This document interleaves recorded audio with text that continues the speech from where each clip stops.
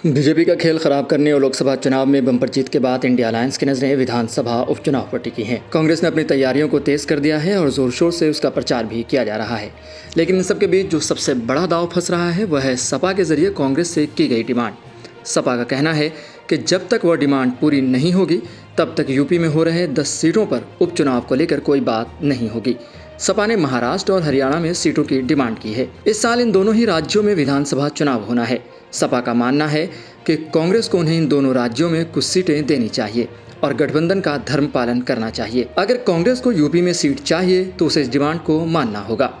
इस पूरे मुद्दे पर सपा के प्रवक्ता फखरुल हसन चांद का कहना है कि सपा चाहती है कि महाराष्ट्र और हरियाणा गठबंधन में उन्हें सीट मिलनी चाहिए, क्योंकि यूपी में कांग्रेस को कुछ सीटें दी गई हैं, इसलिए महाराष्ट्र और हरियाणा में सीट के वो हकदार हैं। उन्होंने कहा कि गठबंधन धर्म निभाने के लिए यह जरूरी है कि सभी दलों की आवश्यकताओं को ध्यान में रखा जाए और सीटों का बंटवारा उचित तरीके से हो। इस मुद्दे पर कांग्रेस प्रवक्ता सुरेंद्र राजपूत का कहना है कि सपा का गठबंधन कुछ मुद्दों पर हुआ था, जैसे कि जाति जनगणना, संविधान और अग्निवीर जैसी योजनाओं को लेकर यह गठबंधन बनाया गया है, इसलिए यह गठबंधन बरकरार रहेगा। उन्होंने यह भी कहा कि कांग्रेस गठबंधन धर्म का पालन करती आई है और आगे भी करेगी, लेकिन सीटों के बंटवारे पर अंतिम निर्णय पार्टी नेतृत्व द्वारा ही लिया जाएगा। इसके अलावा राजनीतिक विश्लेषकों का मानना है कि यह डिमांड कांग्रेस और सपा के बीच एक महत्वपूर्ण मुद्दा बन सकती है।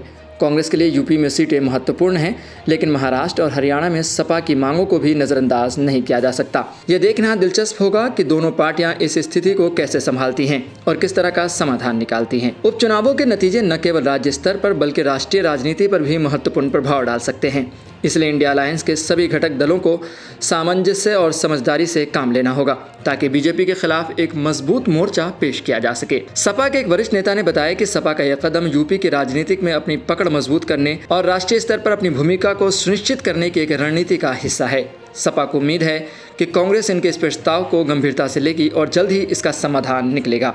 वहीं कांग्रेस के कुछ अंदरूनी सूत्रों का कहना है कि पार्टी नेतृत्व इस मांग पर विचार कर रहा है और जल्द ही गठबंधन के अन्य सहयोगियों के साथ बैठकर इस पर अंतिम निर्णय लिया जाएगा।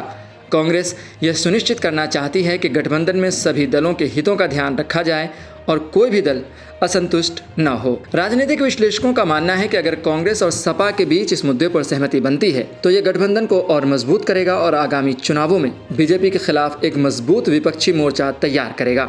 दूसरी ओर अगर ये विवाद सुलझता नहीं है तो यह गठबंधन में दरार भी पैदा कर सकता है, जिसका फायदा बीजेपी उठा सकती है। इसके अलावा जनता के बीच भी इसी मुद्दे पर चर्चाएं हो रही हैं। लोग यह देखना चाहते हैं कि कांग्रेस और सपा किस प्रकार से इस मुद्दे का हल निकालती है और क्या वो एकजुट होकर बीजेपी के खिलाफ मजबूती से खड़ी हो पाती है या नहीं। ये देखना भी महत्वपूर्ण होगा कि अन्य गठबंधन सहयोगी दल इस मुद्दे पर क्या रुख अपनाते हैं और किस प्रकार से अपनी भूमिका निभाते हैं। ऐसे ही खबरों के लिए देखते रहें सहारा समय का समय डिजिटल।